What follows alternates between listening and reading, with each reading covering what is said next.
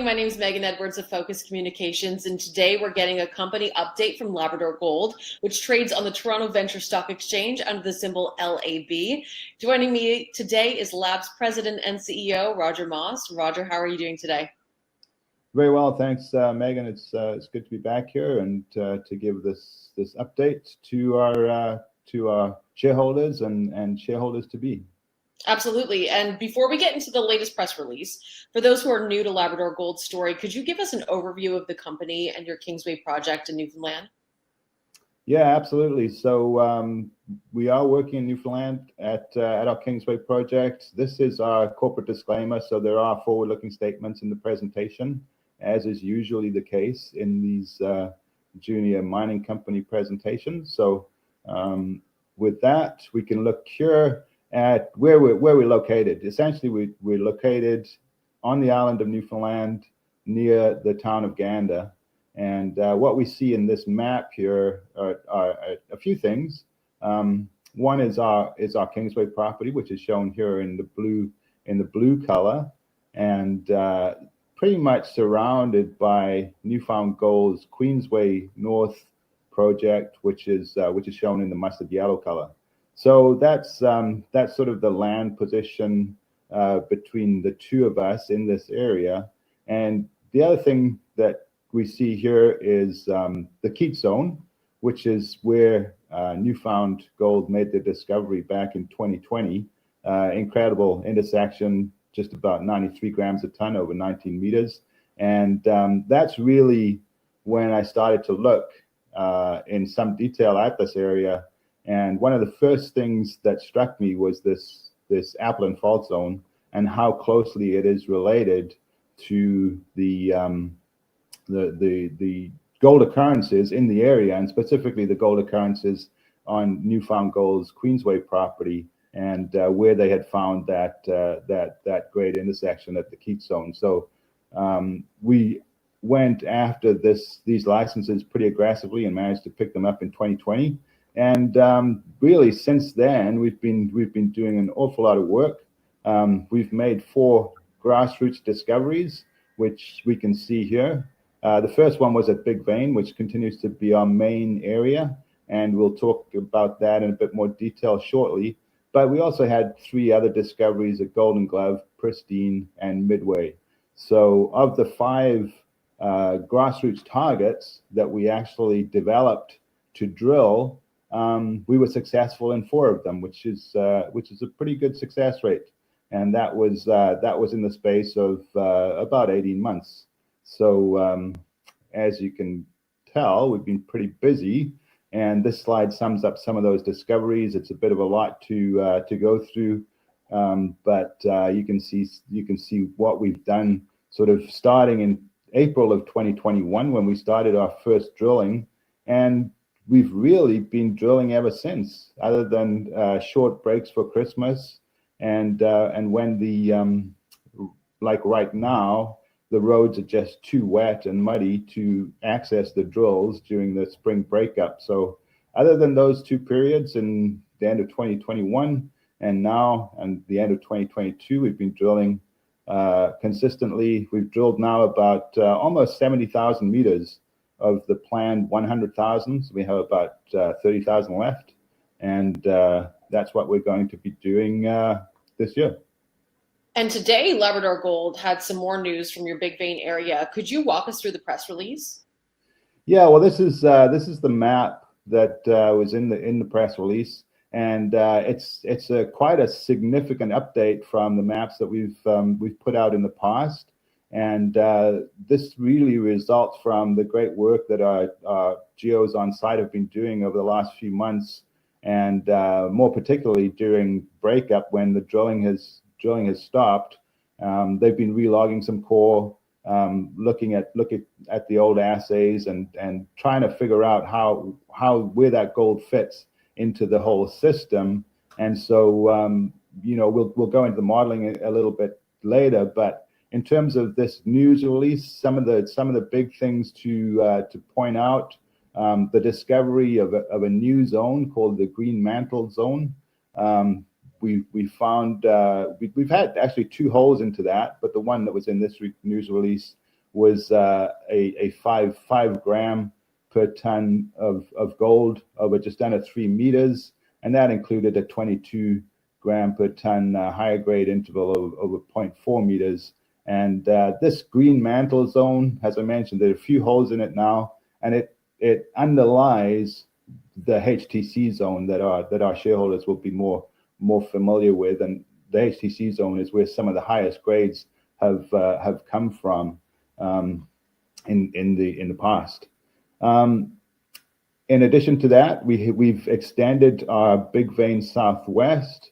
If I can turn this on, and this is so down in this area, right around here. We did some pretty aggressive step outs, both down to the southwest here and up to the northeast. And this is about a 50-meter step out that we're looking at just under 4 grams over 3 meters with a higher grade interval of 12 grams over half meter in the one hole, and another one with 9 meters of almost 2 grams a ton, which included a higher grade interval as well over 1.6 meters. So this is developing nicely. It's still open to the southwest, and if we go up to the north, right up here on the top of the page is where we did a 100-meter step out to the front from our last drilling, and we intersected this 10-meter interval of 1 gram a ton, which included a slightly higher interval of 2 grams over 2 meters. So again, a big step out over here, 100 meters, and actually this hole in that step out also included visible gold. So we know that we've seen visible gold at HTC and Big Vein down around this area here. So it's really nice to continue to see that visible gold up in the north, especially on such a big step out. And in the release, you also mentioned an update in the modeling of the system and gold distribution throughout Big Vein. Could you walk us through this new interpretation? Yeah, absolutely, and it's pretty exciting because it gives us a lot more work to do. And before we go, I'm just going to point out what we're going to look at. We're basically going to look at this area and these faults, but we're going to look at them from the side. So we're going to look kind of in this direction here.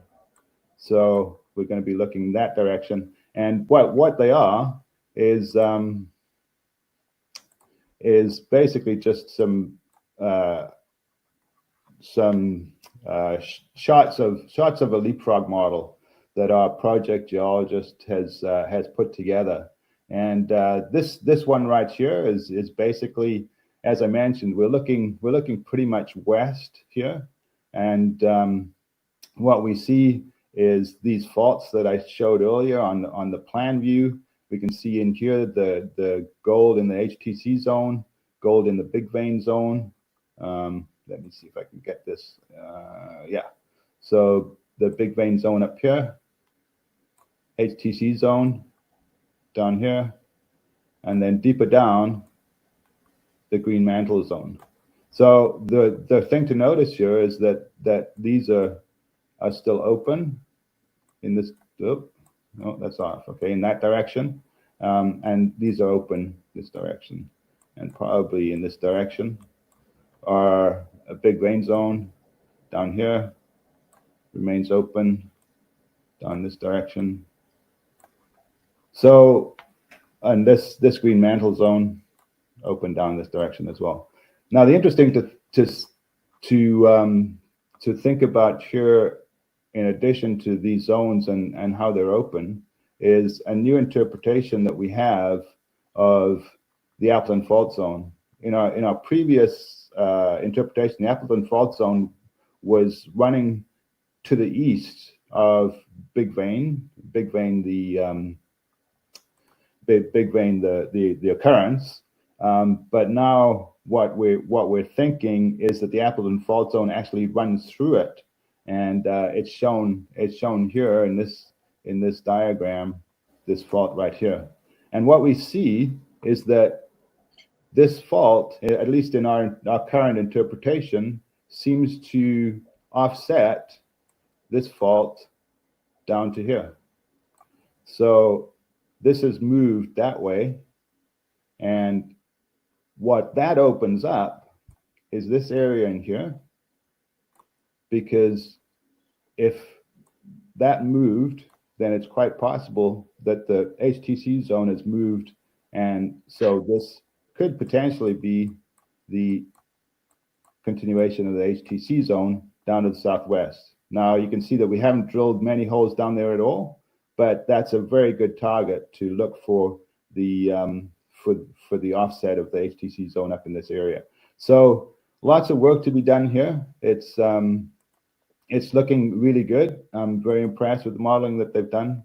And if we just go to the next slide, I think there's yeah, this just adds in. So it's the same view looking west. You can see the Black Shale Fault, the northern end, the southern end, the Appleton Fault Zone, our current interpretation, and all the different mineralized zones.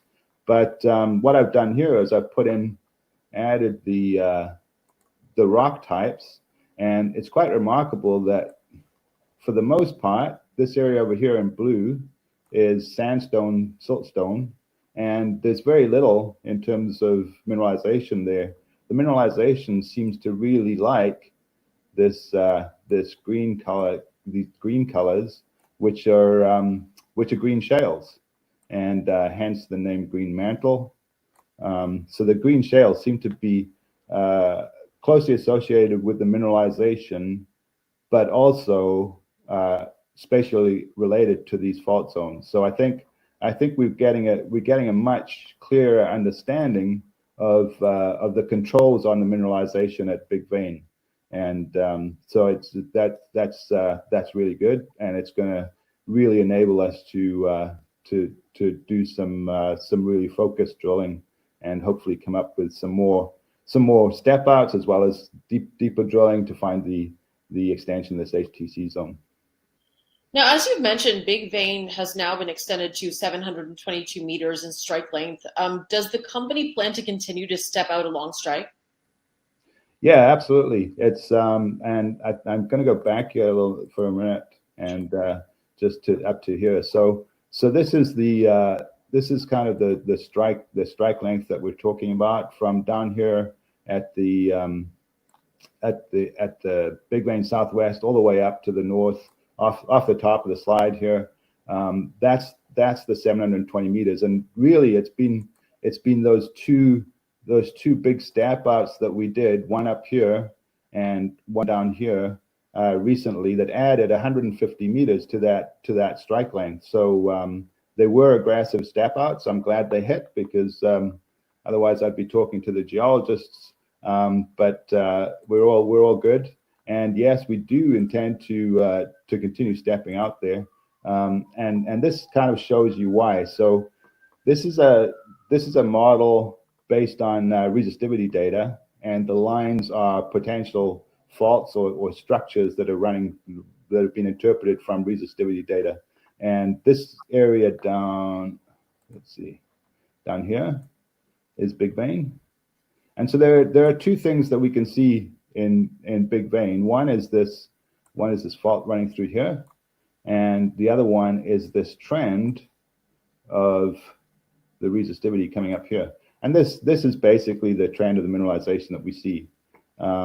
So what we are doing is we're stepping out in this direction, and there's a big purple blob up here, and that purple blob is pristine, which is one of our other gold occurrences. The distance now between pristine and our last drill hole at Big Vein, that distance right here is about 600 meters maybe, between Big Vein and pristine. So yes, this is in the plan. We're going to drill this gap. We call it the gap because it is a gap in our drilling, and that's on the cards for drilling this year. But the other thing that I want to point out while we are on this map is the the area to the west of Big Vein, and we'll see that in more detail in a minute. But if you think about this line coming down here and this interpretation coming over here, look, you've got this sort of Y. We see an exact replica of that coming down here. So this area here is also prime target for drilling because structurally it looks very similar to what we see at Big Vein. So this area, and just bear in mind where it is in relation to Big Vein, because the next slide is, I think it's the next slide, is going to show us. So that here's Big Vein, different scale. We're zoomed out quite a bit, but so Big Vein is here, and that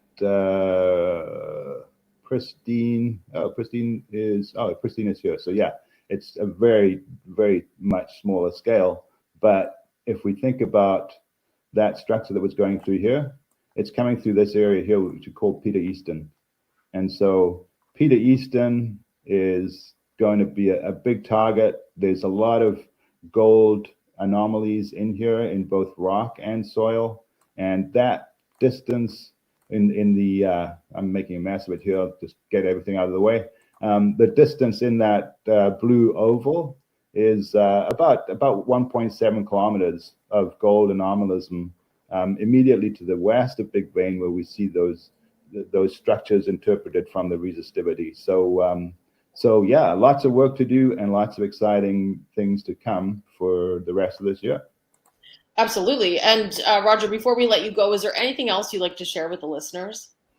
No, I think, it's, these are our takeaways right now. I think we've had a good success rate with drilling our targets. We intend to keep that up.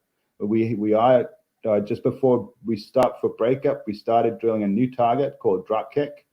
We have no results from it yet, but that's our sixth target. Hopefully the fifth successful one. We do have $15 million of cash in the bank, so everything that we're doing this year is fully funded. We don't need to look for more money, and that will last us well into next year. About 32,000 meters of drilling left, so lots of results still to come. Right now, I think I mentioned in the news release that there are about 3,000, maybe 3,500 meters of drill core in the lab that we're waiting on assays for.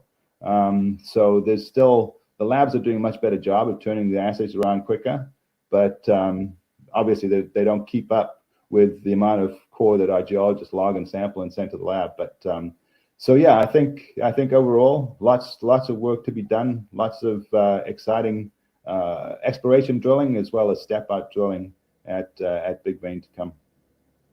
All right. Well, thank you so much for your time today, Roger. We'll have to have you on again soon. Absolutely. Thank you, Megan.